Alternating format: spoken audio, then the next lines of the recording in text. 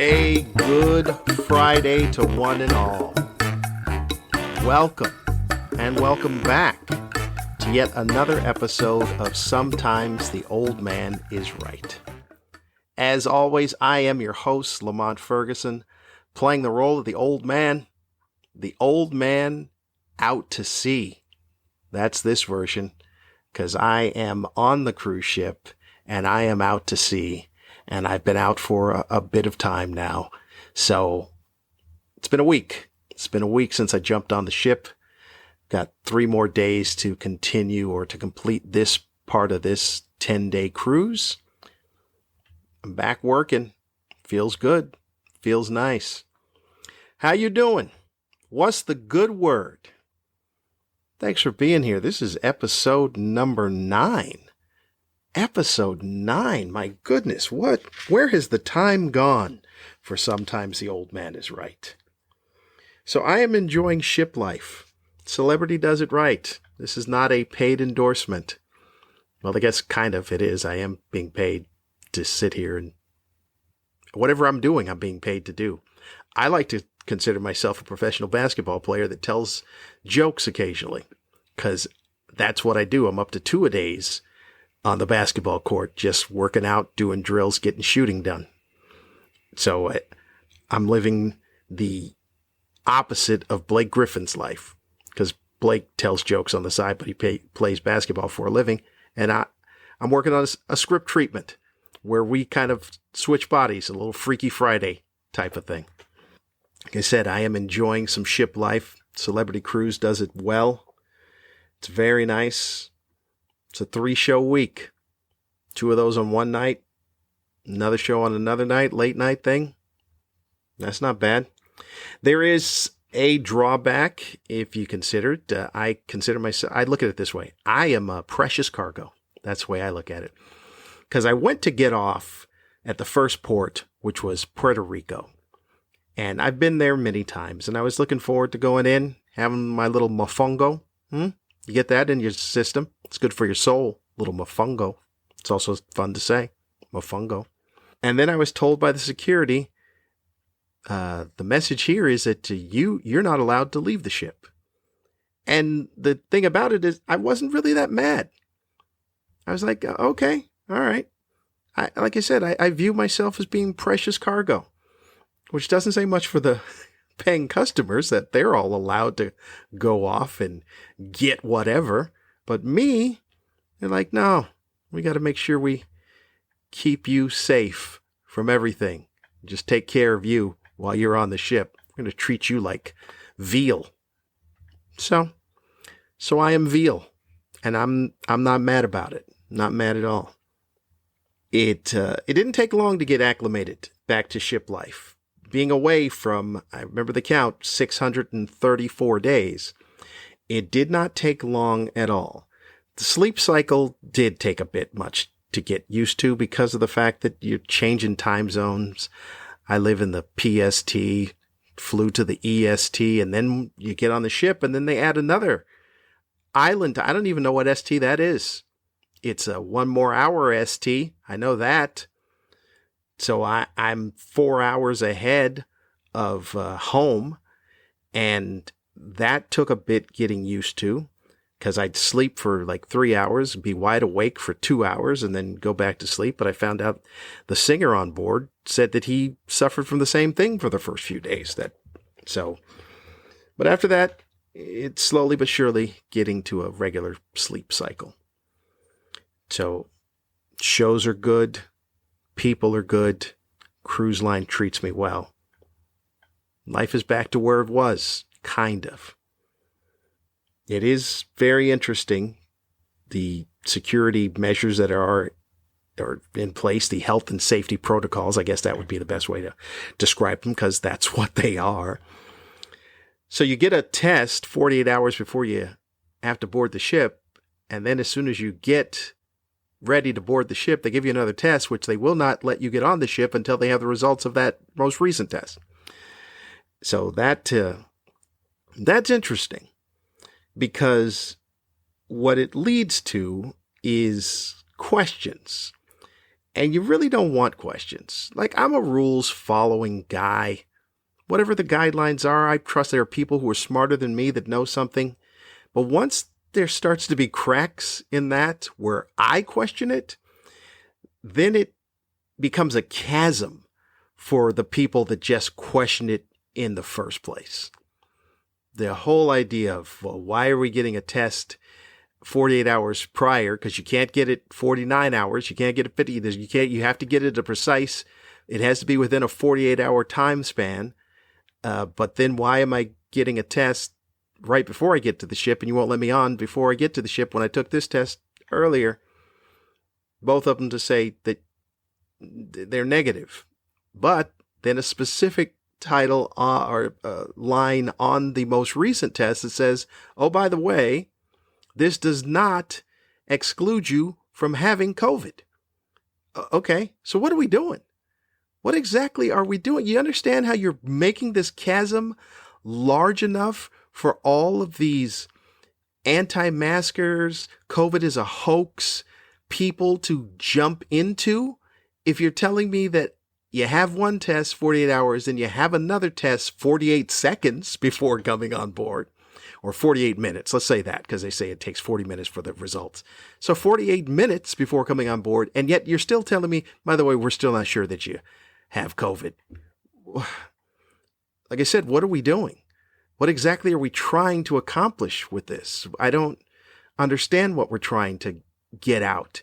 Are we trying to make sure that it's not there, but it is there, and we're not sure when it's there? So, like I said, my only problem is I don't like questions coming from my end, and I'm a rules follower, because then I can see how it opens up the ends for the people that just don't want to follow any rules. So that's a little weird. But other than that, you get on the ship, you take off your mask, and you just mill about like normal, or what normal used to be. It does take a little bit for me to get used to the dress code. Like I don't know if any of you out there have been on ships, but how it works is there's not much of a dress code, but there's one night out of the week where they would like you to dress up. And from what I've seen, very few people adhere to this rule. Or it's not a rule, just a suggestion. And I can understand, because, you're trying to be efficient with your packing, that now you got to pack a ball gown or a tux or a suit in there that takes up space, especially if it's just for one night. But, I go on state, so I got dress clothes as it is. But I just didn't understand. I had to ask my room steward. I go, tonight's a formal night, right? Because on the program, they said evening chic. I'm like, you know what? I don't know what that means. I know we're trying to be fancy with words, but could you just put formal? Because I don't know what evening I understand. I get that. I understand day and evening. Chic, I don't know what that means. That's one of those words that does not pop up all the time and really kind of needs some clarification.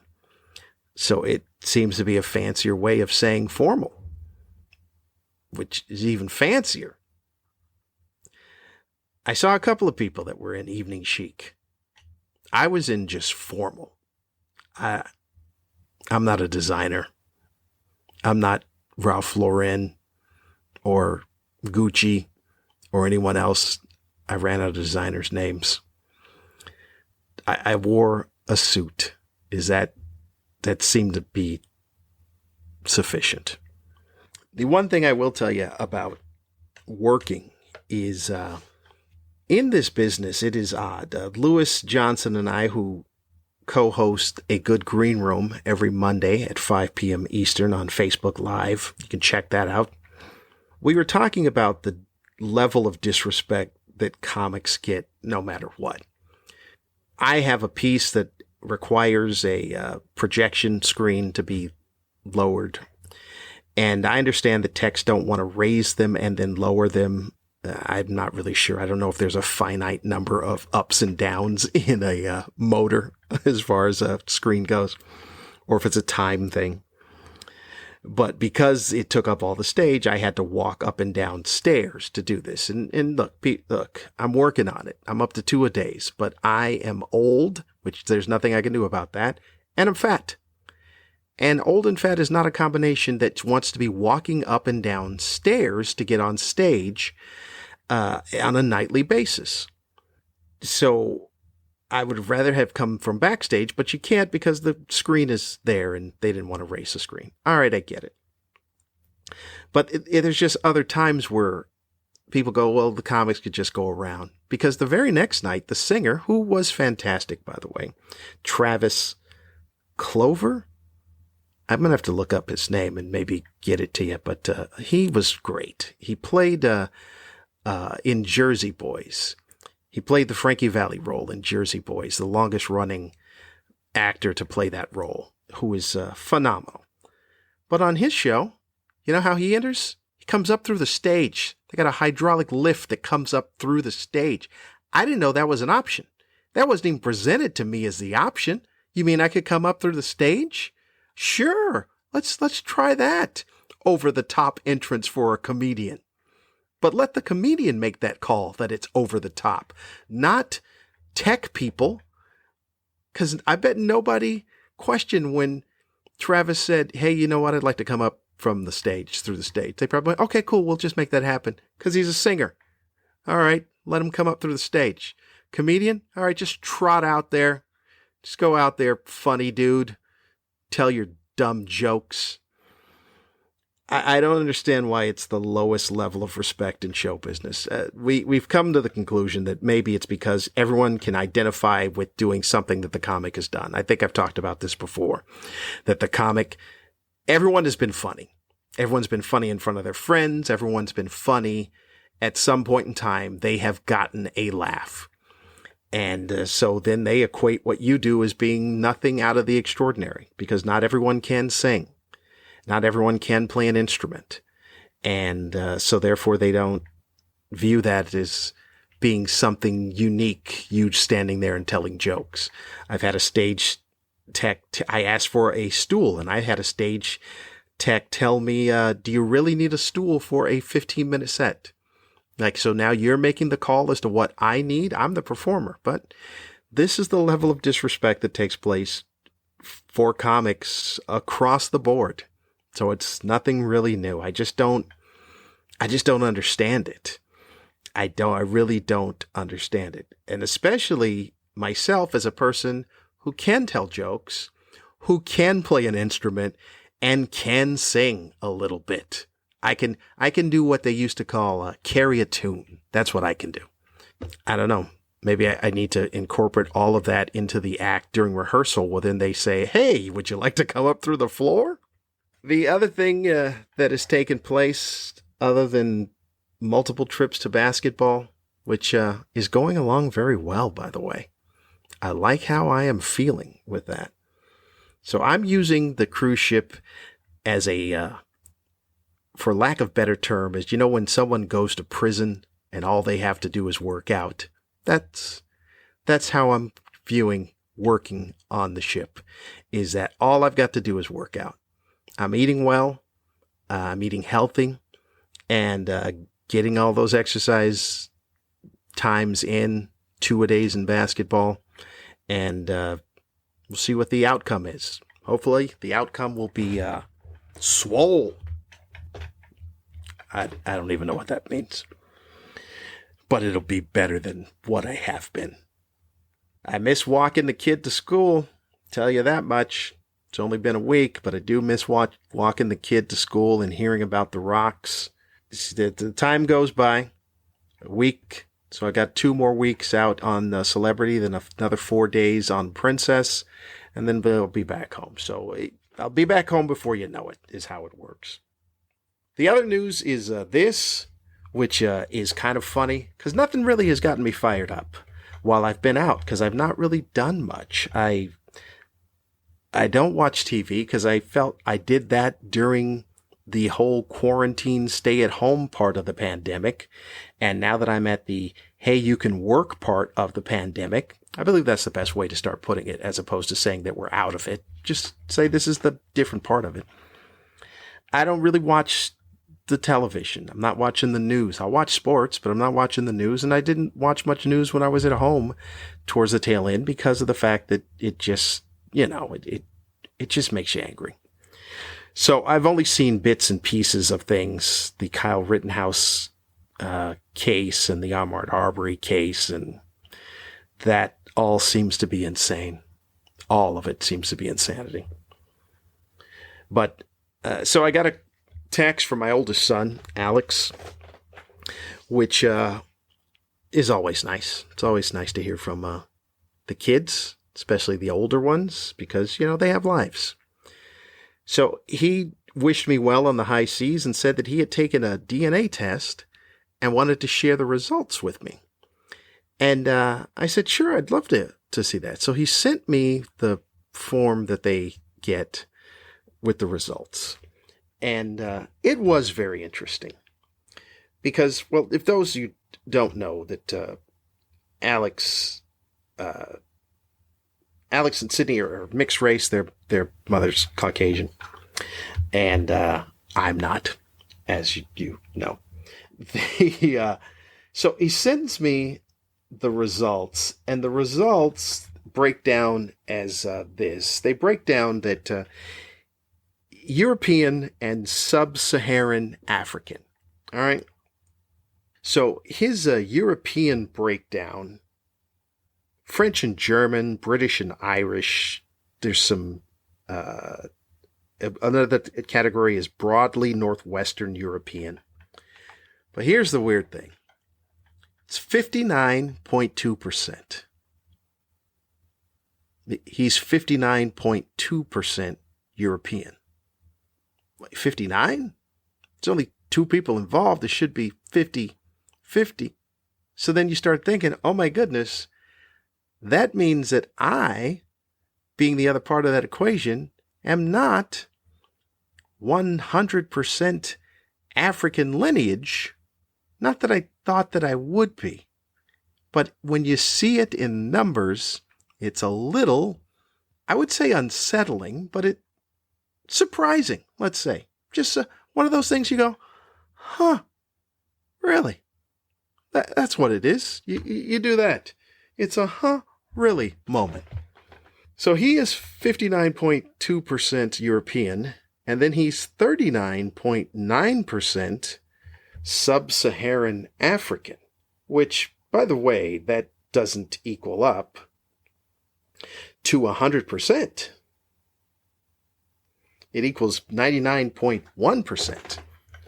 But anyway, if you were to double the intake, that is 79.9% sub-Saharan African. So that would be that I, working backwards here, am 79.9% sub-Saharan African. That's over 20% that would end up being European. But then that still is... See, you understand how the math works, and no matter how it works, there's still a percentage of me and my DNA that is European. And I'm not sure what it is. I mean, it harkens back to, well, there's slavery and that whole situation that takes place. But then there also could be just regular love, someone, black that got involved with someone that's European. It could be that. Whatever it is, like I said, it's a moment. Because there's more European in me than I would have gathered, and more European in me than I believe the life that I've been living. Because I'm pretty sure I've been living 110% black life that has offset this European thing. And somebody owes me a level of what is it? What's the thing called? The white privilege. That's the word I'm looking for. I don't believe that I'm getting the degree of white privilege that my DNA is saying. Or maybe I have to just take the DNA to find out what the real breakdown is. Because this working backwards thing, that's not how the science works. What am I, Gil Grissom and CSI? Anyway, I found that very interesting, that is the case as to how the breakdown of the DNA works. Or it could be just more of his mother's DNA. It's very strong and oppressing his black DNA. All right, folks. It's a quick episode, a quick hitter. Get in, get you updated, tell you what's happening. Not much happening. I'll be back in Florida on Monday. Turn around, we'll do the whole thing again. I thank you for tuning in. The downloads have been increasing and gaining steam. So props to you folks out there for doing that. I appreciate that. Appreciate you getting the word out, telling other people who don't like people about what this one person is doing. You can get all of your Lamont Ferguson information at lamontferguson.com. That's the headquarters of all things Lamont Ferguson. Every Monday, I told you, 2 p.m. Pacific Standard Time, 5 p.m. Eastern Standard Time, Lewis Johnson and myself talking a good green room. Facebook Live, you can check into that. Check out the Amazon special. Would you do that if you got Amazon Prime? Drop a review on that thing to offset the ridiculous reviews that have been said on the You Had All Day special that I did for Amazon Prime. Other than that, I wish you the best of weeks.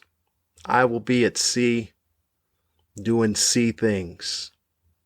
As always, sometimes I'm out on a limb. Sometimes I'm yelling, barking at the moon. Is that what that phrase is? Little loony? That's what happens then. But sometimes the old man is right. I'll see you next week.